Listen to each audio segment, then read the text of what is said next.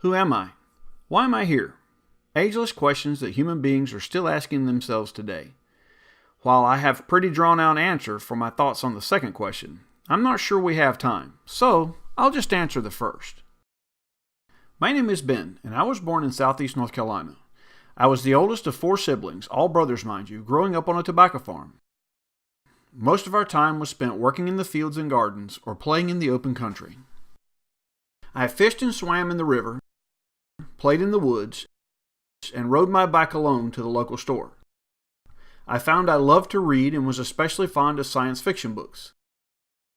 I was influenced by TV shows such as Star Trek, Star Wars, and the like. I was discovering that there was a world out there far beyond what I was seeing every day. So, when I was 17, I joined the Army on the delayed entry program. I graduated high school, and 3 days later, I was off to Fort Jackson, South Carolina for basic training. I went to places such as Fort Bragg, Fort Drum, Bosnia, and Korea. It was in Fort Drum, New York that I met my lovely wife. We moved with the Army together to Fort Bragg, the second time for me, and then to Germany. It was here in the hometown of the Grimm's brothers, Hanau, Germany, that my wife gave birth to our beautiful daughter.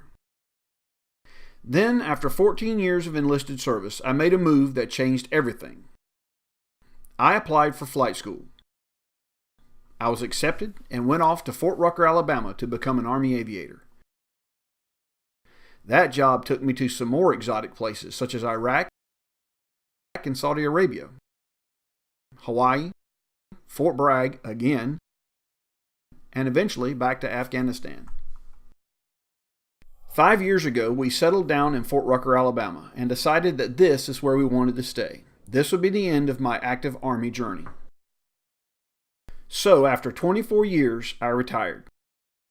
I enjoyed my time in the Army, but I'm very happy to be a retiree. The end.